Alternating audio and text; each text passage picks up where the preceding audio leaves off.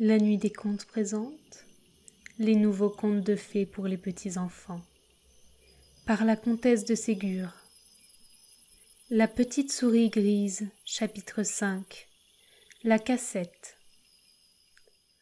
Toute la journée se passa ainsi.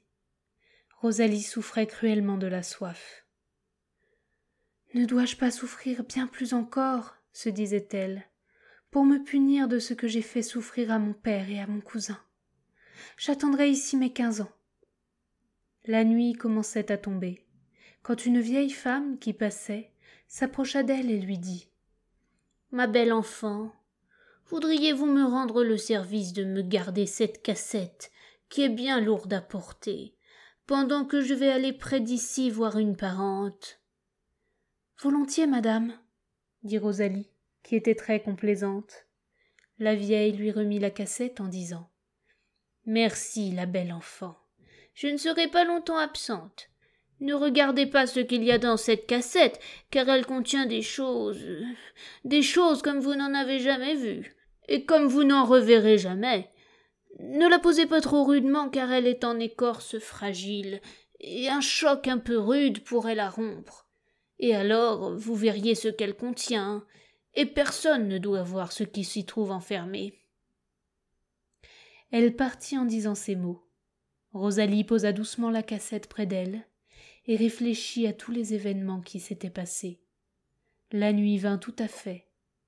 La vieille ne revenait pas. Rosalie jeta les yeux sur la cassette et vit avec surprise qu'elle éclairait la terre autour d'elle. « Qu'est-ce, dit-elle, qui brille dans cette cassette ?» Elle la retourna, la regarda de tous côtés, mais rien ne put lui expliquer cette lueur extraordinaire. Elle la posa de nouveau à terre et dit « Que m'importe ce que contient cette cassette? Elle n'est pas à moi, mais à la bonne vieille qui me l'a confiée. Je ne veux plus y penser de crainte d'être tentée de l'ouvrir. » En effet, elle ne la regarda plus et tâcha de n'y plus penser. Elle ferma les yeux, résolue d'attendre ainsi le retour du jour. « Alors j'aurai 15 ans, et je reverrai mon père et gracieux, et je n'aurai plus rien à craindre de la méchante fée. »« Rosalie, Rosalie, » dit précipitamment la petite voix de la souris, « me voici près de toi. Je ne suis plus ton ennemi, et pour te le prouver, je vais, si tu veux, te faire voir ce que contient la cassette. » Rosalie ne répondit pas. « Rosalie, tu n'entends donc pas ce que je te propose? Je suis ton amie, crois-moi de grâce. » Pas de réponse.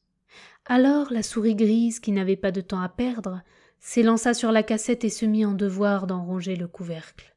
« Monstre !» s'écria Rosalie en saisissant la cassette et la serrant contre sa poitrine.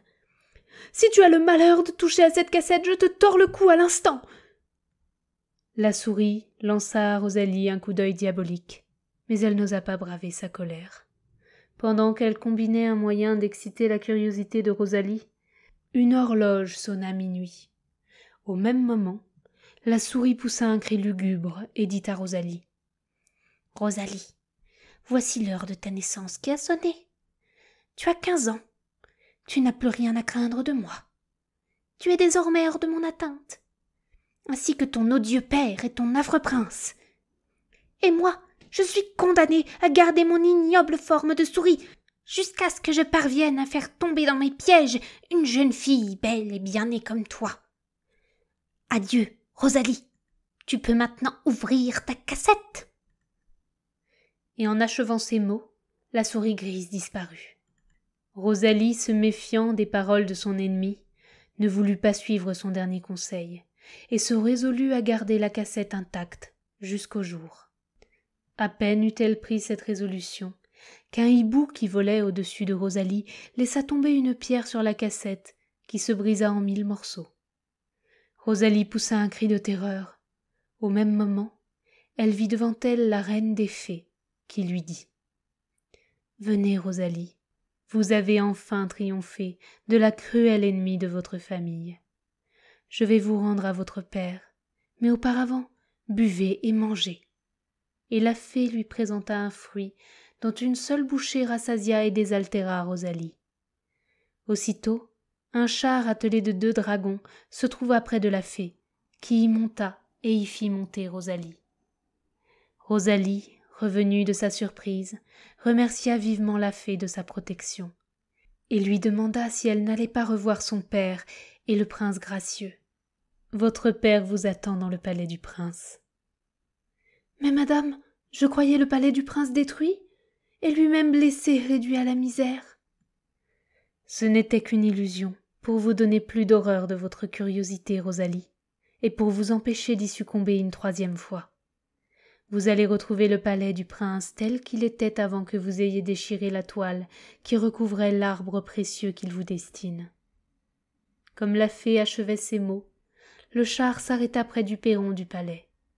Le père de Rosalie et le prince l'attendaient avec toute la cour. Rosalie se jeta dans les bras de son père et dans ceux du prince, qui n'eut pas l'air de se souvenir de sa faute de la veille. Tout était prêt pour la cérémonie du mariage, qu'on célébra immédiatement. Toutes les fées assistèrent aux fêtes qui durèrent plusieurs jours. Le père de Rosalie vécut près de ses enfants. Rosalie fut à jamais guérie de sa curiosité. Elle fut tendrement aimée du prince gracieux, qu'elle aima toute sa vie. Ils eurent de beaux enfants, et ils leur donnèrent pour marraines des fées puissantes, afin de les protéger contre les mauvaises fées et les mauvais génies.